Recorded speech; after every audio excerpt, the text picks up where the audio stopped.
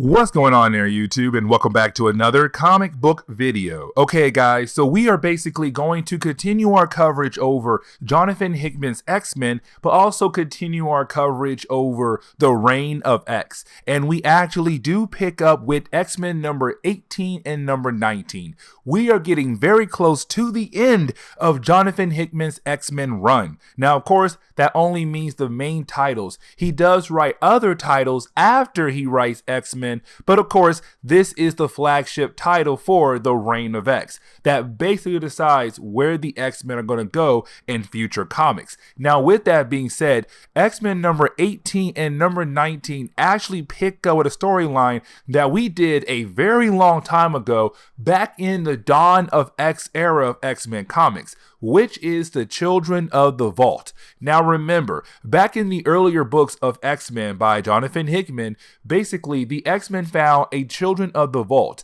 Now you're wondering, hey Fresh, what is a Children of the Vault? Well, basically a Children of the Vault is a group of people who are kind of stuck in a time bubble. And when I say a time bubble, I really mean that there was this advanced technology facility made in the middle of South America. And with this facility, time moves differently, meaning that years on years on years pass by as only like a couple minutes pass by here in the real world. And so inside that dome, it could have been 1,000 years inside that dome, but outside that dome, it could only be like 2 months. Now, with that being said, the race inside that dome is so advanced. They're no longer regular humans. They're no longer mutants. These are people who have been in there for years and years and years. A race that have went on to have offsprings after offsprings to, of course, create a new kind of beings.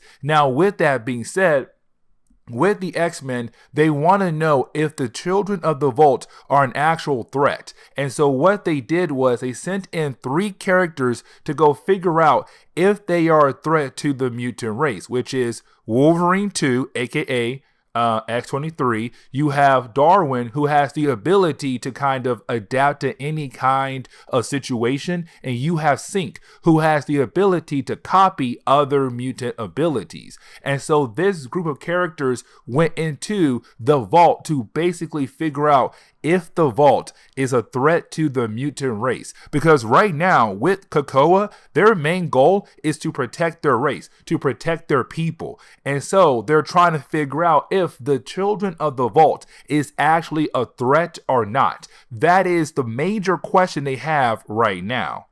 Now, that is the moment we actually pick up with Serafina. Now, remember, Serafina actually first appeared in the earlier parts of Jonathan Hickman's X-Men run. Now, when she did appear, the X-Men had no idea what to do with her. And that was the big question, because when they found her, she was being held captive by the group known as Orchid. Now, of course, they were able to free her, but as soon as the X-Men were able to free her, she just disappeared. Of course, the X-Men found out that she was a Children of the Vault, but the question is now, can they actually trust them, or will they be a possible threat down the road? And right now we see her being scanned by the city. Now, of course, the city is actually the AI system that runs the complete facility that's known as the Vault. So as you have our 3 X-Men characters right now walking inside the Vault,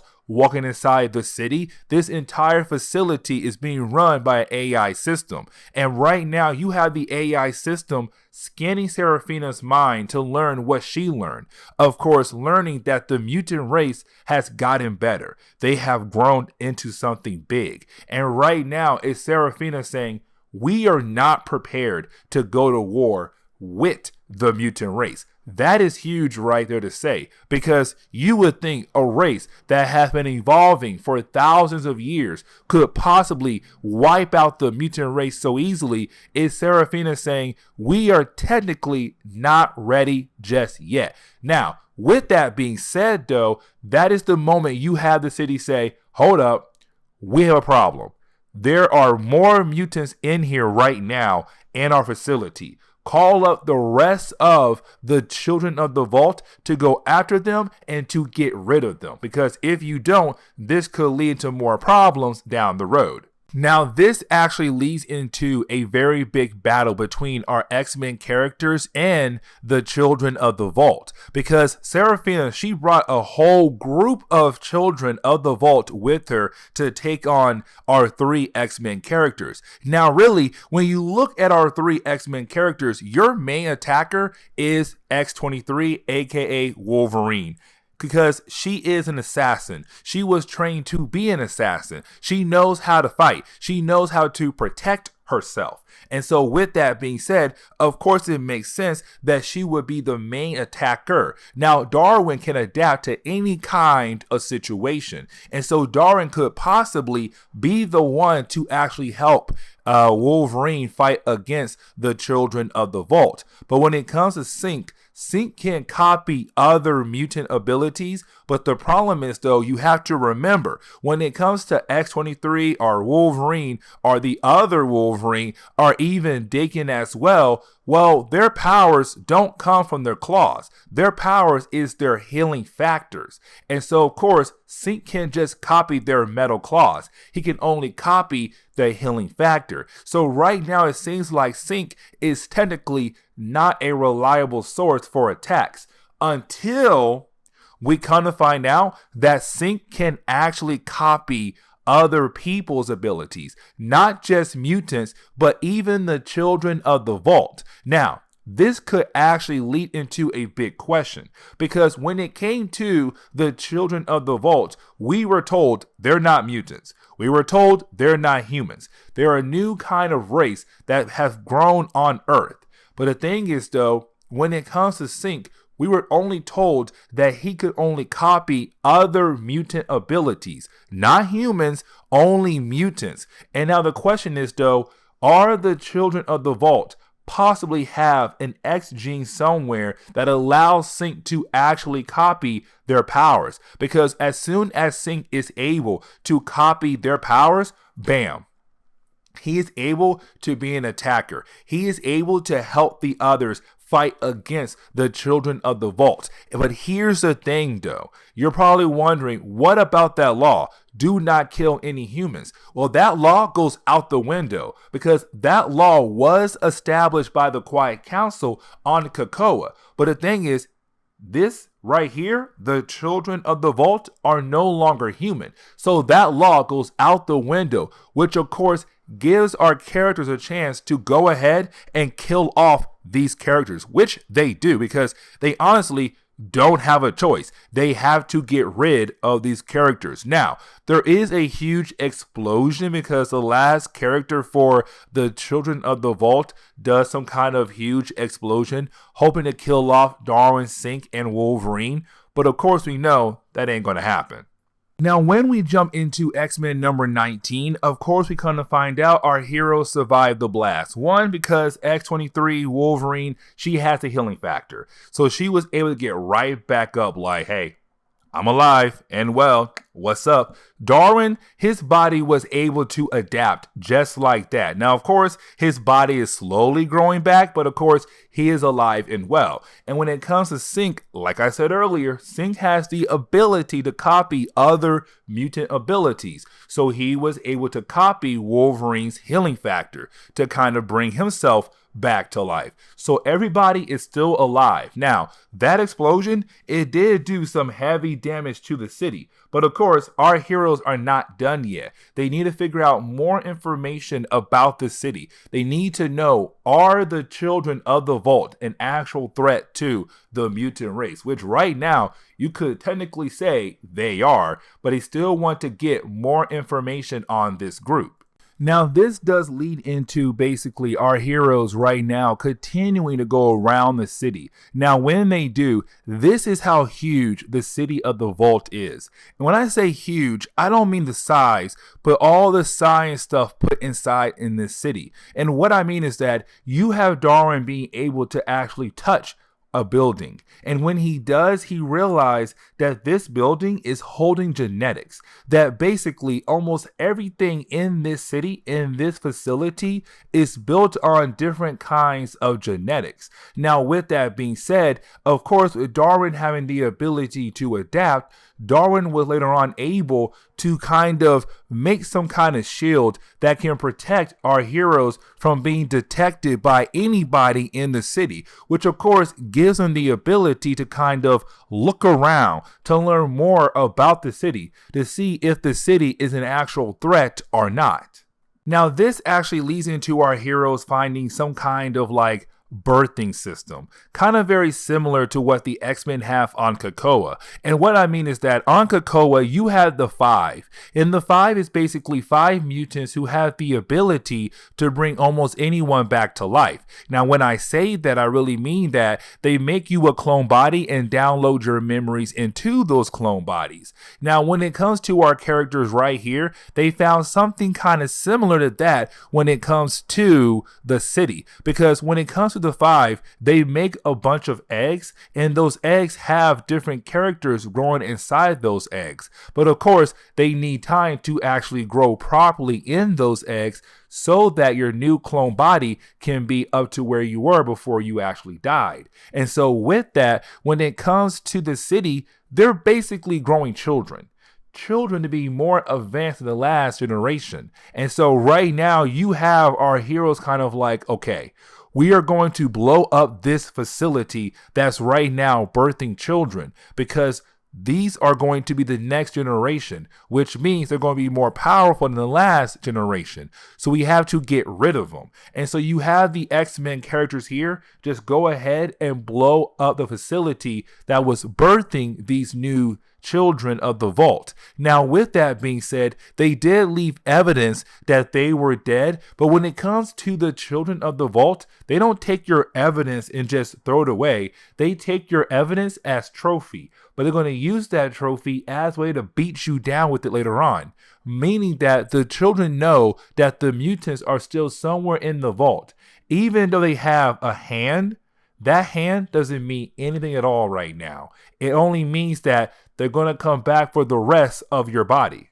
Now, we were kind of told that by the X-Men that basically they were able to kind of get rid of that breeding system that was giving birth to the next generation of the children of the vault. But of course, there were other facilities out there that were making the next generation of the children of the vault. Now, the reason why I'm saying this right now is because while you have our X-Men characters being able to kind of find this other facility and get rid of the mother, which is kind of like the watcher of the facility, they do find a certain character, and that character is Diamante. Now, Diamante is actually very important, and the reason why, because when it comes to Diamante, he remembers everything about the history of the children of the vault. And what this means is that we are told that when it came to Serafina, the child they found in the very beginning of Jonathan Hickman's X-Men run,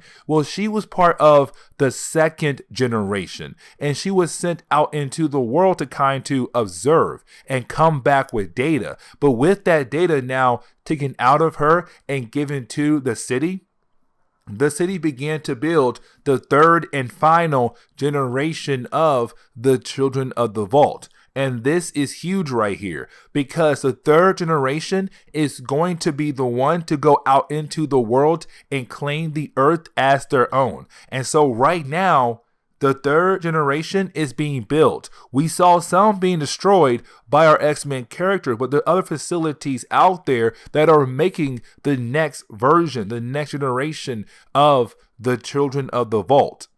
Now, of course, the X-Men did try to escape. The problem is, though, they could never find their way out. By this point, though, our 3 characters have been in there for 100 years. And you have to remember, when it comes to Wolverines, they have the ability to live forever because of their healing factor. When it comes to Darwin, his body just adapts to anything he needs. And when it comes to Sync, well, his powers is basically being able to copy other people's powers, so he was able to also survive by copying Darwin or copying X-23. But either way, they have lived inside the actual facility for 100 years. And here's the thing, though. They couldn't find a way out. And the problem is, though, they all get captured. Now, with 100 years passing by and also basically them being captive, you had some kind of relationship grow between Synch and X-23, or Wolverine as you call her. But you had some kind of bond built between them where they actually like one another. Now, this is the huge moment, though, because with their bond and them having a relationship and him loving her, Synch was very determined to break free and save her, which he did. He was able to save her life, but then it came time to save Darwin. The problem was, though, they turned Darwin into a bomb.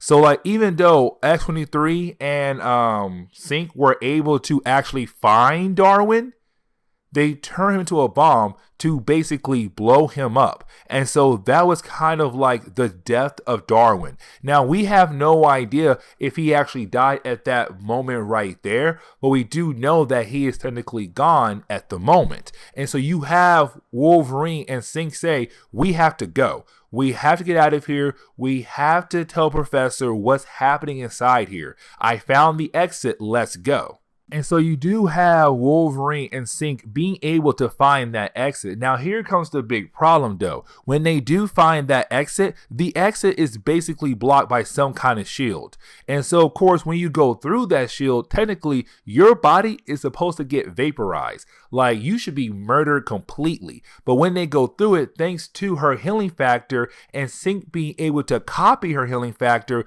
they were able to walk through it. Yes, there are a lot of pain, but they were able to get through it. And so now they can actually escape. The problem is, though, you do have some of the children of the vault appear to capture both Wolverine and Synch. Now, you have Wolverine tell Synch to go because Wolverine is a trained killer. She knows how to fight, and she will fight to the very end. Even though that means she could possibly die, she is going to fight to the end so that Synch can escape and tell Professor what was happening inside the vault. Because this whole time, they were unable to actually talk to the Professor. And so you actually do have Synch being able to get outside. He calls out to the Professor, and that small amount of time, him calling out to the Professor, was just good enough. Because right after he gets outside and calls out to Charles Xavier, Synch dies, just like that. But of course, thanks to Synch doing that, he was able to bring all those characters back to life. Because remember, when it comes to the five have the ability to make you a new clone body and download your memories into those new clone bodies. And as soon as Synch was able to call out to Charles Xavier, bam, Charles took everything Synch knew and basically downloaded it into Cerebro so that when Synch's new clone body is made, all those memories are now downloaded to his new clone body. But on top of that, Charles Xavier learned everything that had happened in the 100 years our three characters were actually inside the facility. Now, of course, inside the facility, it was 100 years. Outside, months, maybe weeks had only passed by. And that is it.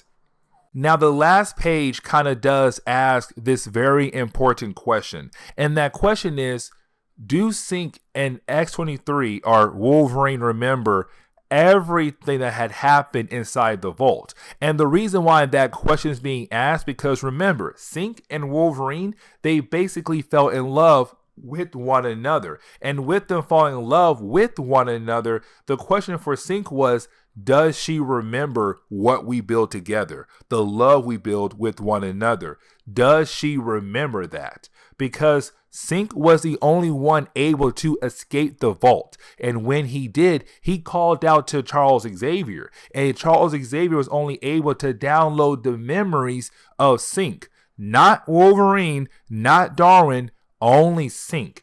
And that is it. And so with that being said, when it came to Wolverine and when it came to Darwin, there is a huge possibility they don't remember anything about the vault at all, except probably going in, and that is it. Because we have to remember, when they went inside the vault, they lost all connections to the X-Men on the outside world, which means Charles Xavier as well, which means that basically, Synch, he lived 100 years, went through a whole lot of mess, a war, fell in love.